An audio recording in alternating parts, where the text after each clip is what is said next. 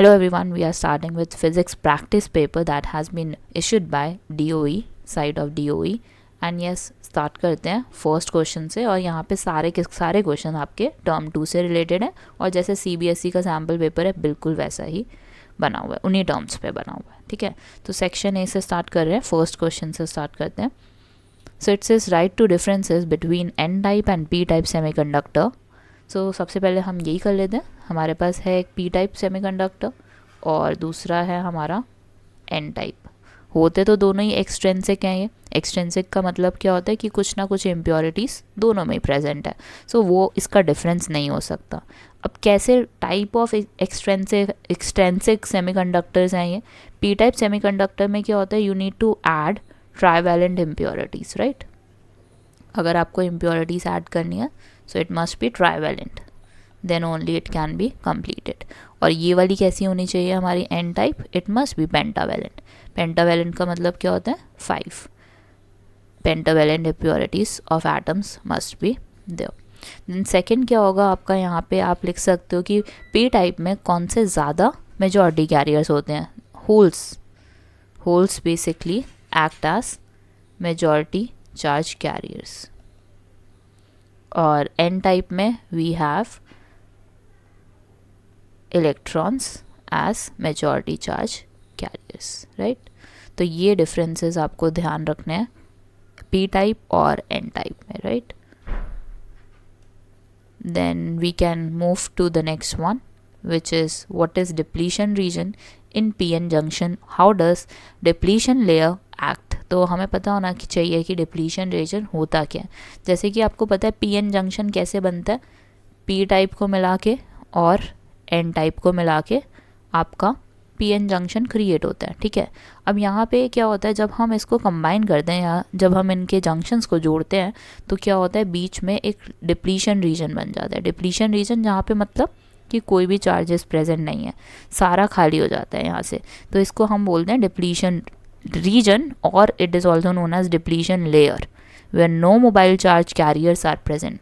अब यहाँ पे इन्होंने बोला है कि how does depletion layer act. तो एक्ट कैसे करती है, एक तरीके से बैरियर की तरह काम करती है। P और N के बीच में बैरियर बन जाता है जिससे कि फ्लो ऑफ इलेक्ट्रॉन्स होते हैं हमारे, हमें पता है N साइड से होते हैं और होल्स फ्रॉम P साइड, क्योंकि होल्स कहाँ पे ज़्यादा है, P साइड पे ज़्यादा है, और इलेक्ट्रॉन्स कहाँ पे ज़्यादा है, N टाइप में ज़्यादा है। तो होगा क्या, it opposes the flow of electrons and holes from respective sides. So that's how the depletion layer act. So I hope this question is clear to you. Now I am moving to the next one, which is the second one. Let's start with second question. It says using Bohr's postulate, derive the expression for the total energy of the electron in the nth orbit of hydrogen atom. तो as we know कि electron revolve करता है around the nucleus, और किस में होगा, let's say कि वो nth ऑर्बिट में है, तो उसका रेडियस क्या हो जाएगा, r into n। अब यहाँ पे हमारे पास जो फॉर्मूला है वो किससे रिलेटेड है, it is related to centripetal force. Centripetal force क्या होती है हमारी, mv² n with it and rn। n क्यों लगा रहे हैं यहाँ पे हम, क्योंकि इन्होंने बोल दिया, जनरलाइज कर दिया कि आपने nth ऑर्बिट के लिए फाइंड आउट करना है, और it will be equal to the forces we have. और फोर्सेस को कैसे डिफाइन करते हैं, 1/4πε0 e स्क्वायर क्यों लिखा, 2 इलेक्ट्रॉन के बीच में e into E. Then we know कि we have to divide it by distance का square, which is rn square. So now what I can do is I can cancel whatever values I can. I can cancel rn with rn. So what I am left with is 1/4πε0 e square over rn is equal to mvn square. So this is my first equation. Now from Bohr's postulate, जैसे कि इन्होंने बोला कि आपने Bohr's postulate से ही derive करना है expression को, तो Bohr's postulate क्या होता है हमारा, mvn rn is equal to nh over 2π। This is my second equation. First equation हमारी वो हो गई फोर्सेस वाली, एंड सेकेंड हमारी क्या हो गई, this is from Bohr's postulate, you can write it as well. Next we have to find total energy. Total energy electron की कितनी होगी, it will have kinetic energy, it will have potential energy. तो total energy कैसे लिखोगे आप, K plus U. K की value कितनी होती है हमारी, K क्या है हमारा basically kinetic energy which is half mvn square and U कितना है हमारा, this is my U. I will take it as negative 1 by 4 pi epsilon naught E square over Rn. This is my third equation let's say.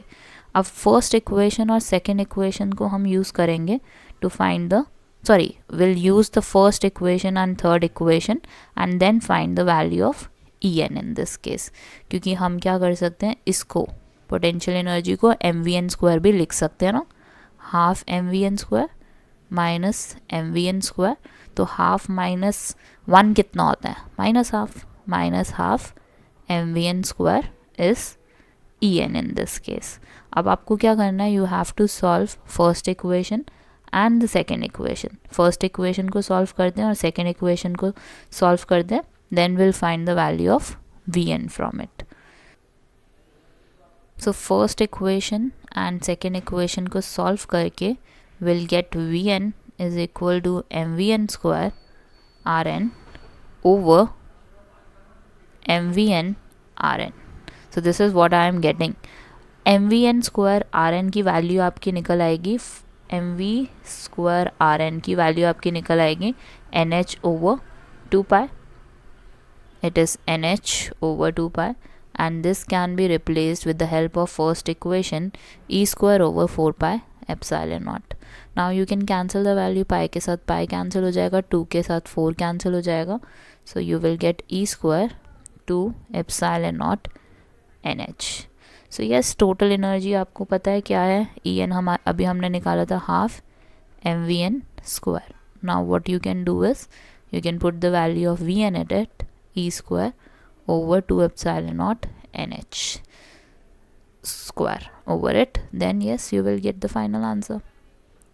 me4 over 2 minus ahead of it 4 epsilon naught nh. So you will get minus me4 divided by 8 epsilon naught nh. Yes, this is the total energy we have using the Bohr's postulate. This is your answer for it.